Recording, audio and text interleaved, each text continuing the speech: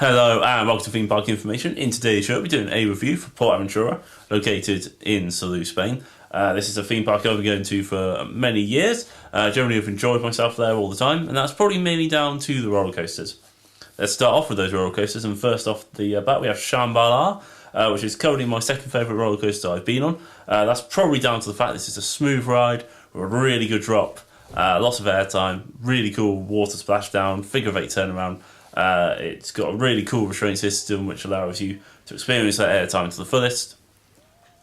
It's a comfortable ride which I never really have to keep that long for. It's very enjoyable, very smooth, and generally really good. It wasn't operating quite as well as it normally was when we went, probably down to the wind and the fact that it had a bit of an effect on the quality of the ride, just locking down the speed a little bit and leaving it so only like towards the front managed to get airtime, whereas where the usual seat, which is right at the back on the right side, wasn't anywhere near as good as I remember when I last went on this ride. But it was still pretty amazing and well worth going on. Managed to go on it about 7 times, so it can't be bad, and including staying on it as well. Love it when you get to stay on a roller coaster and just go around again. And this is a sort of roller coaster which I would love to do that on, and did.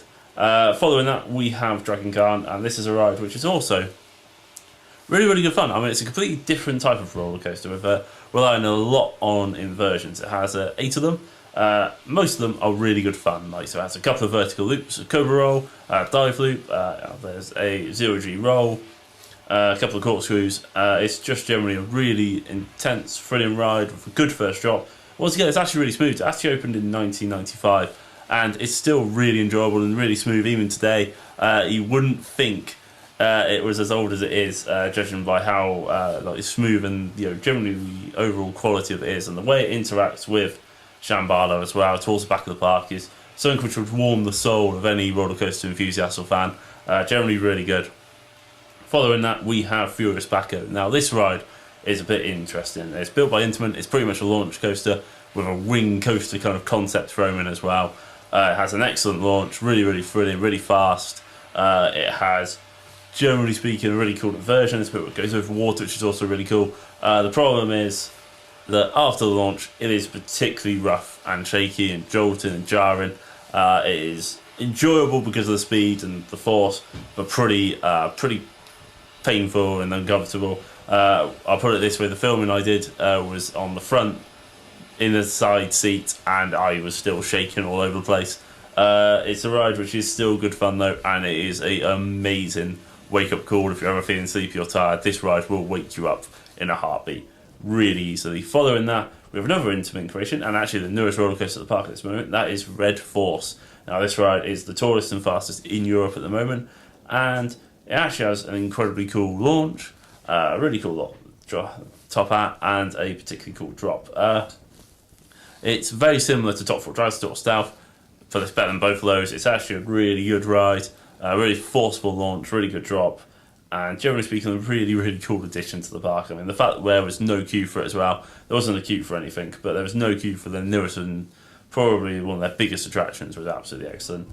Following that, we have Stampeder. This is a roller coaster which generally does beat you up quite a lot. It's not comfortable or smooth at all. And there are a couple of moments in particular which are particularly uncomfortable, especially if you're on the red side. The red side tends to be a lot more thrilling, but the bit after the tunnel is just incredibly painful, especially if you are sitting on the left. You will absolutely smash your hip into the side of the coaster's train. It's not comfortable at all. That bit really seriously needs to be changed, retracked, whatever. And then going into the final corner back to station is really painful. I don't know what it is, but those 2 moments are just insanely bad. I mean, I would love to see them RMC this attraction personally. I think it would be a really good idea for the park to maybe invest in updating this roller coaster. Then we have Tomahawk, which is another wooden roller coaster. This one is mainly for kids. It's not quite as rough as a Stampeder, and generally just quite a decent family ride. So same with El Diablo, which is pretty much an aerodynamics kind of mine train. It has quite a long layout, quite soft though. It's not particularly forceful, intense or anything, but it is quite good fun.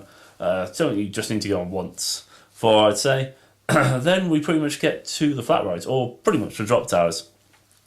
So pretty much there's Hurricane Condor, which is an absolutely awesome drop tower by Intamin. Very similar to Apocalypse. Direct Manor, just pretty much almost twice as high. Has just an insanely long descent to it. I think it's 330 odd feet high. You can stand up with no floor as well, which is absolutely insane. Just a really good ride.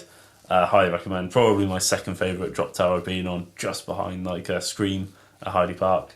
And then there's a couple of other drop towers as well in the Ferrari Land section, which are the Thrill Towers. They're built by SNS Worldwide. They are nowhere near as good, unfortunately. Even though one of them does shoot you up, and you actually do go quite high. They're 180 foot, which would normally be pretty insane for a drop tower, but yeah, they're not quite as good, I'm afraid. Sadly, most of the water rides were closed when we were there, with only the Grand Canyon Rapids being open, but they're still quite good fun. And in fairness, I have been on all the other water rides at this park, and most of them are generally really enjoyable.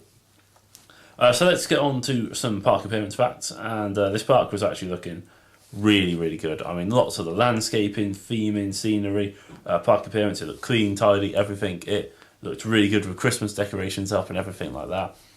Just generally a really impressive site. Portaventura Park, it generally looks like a lot of time and effort goes into not only constructing but also maintaining what they build. I couldn't be happier with how the park looked and how it appeared. Food I actually could be happier with.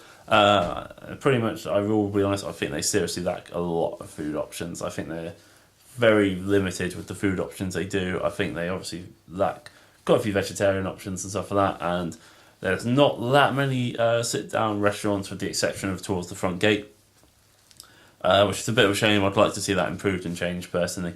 But the food is only a slight problem in my view. I mean, you could just about get by on the food they serve at the park.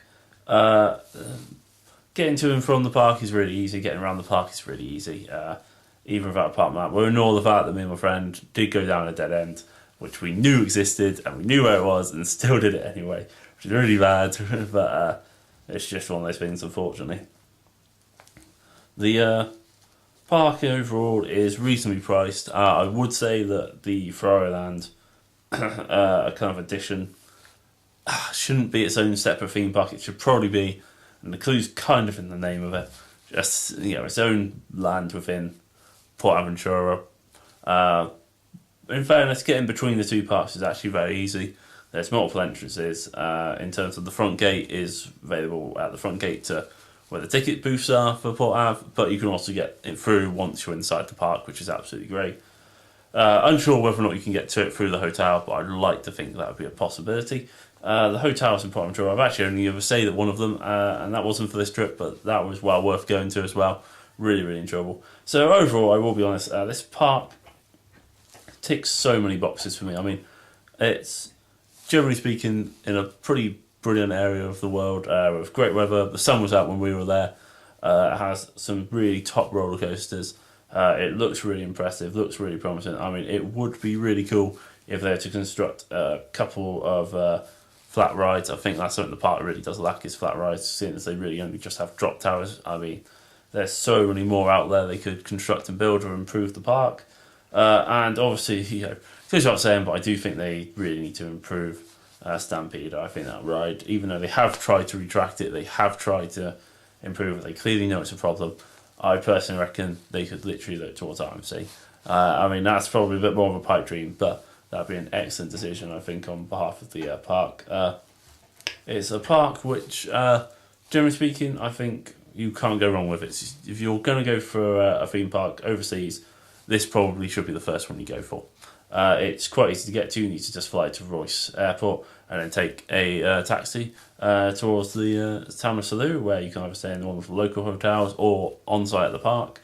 Park tickets are reasonably priced. I mean, our 2-day park tickets cost for two of us for 2 days £115, which is included Ferrari Land as well, and going in there, and that was really, really affordable. The park, in terms of food and drink, in terms of the price of that, isn't too bad either, with most meals costing under €10 and stuff like that. Most of the roller coasters as well have onboard video, which is really, really cool if you wanted to have a particularly special memorabilia from the park.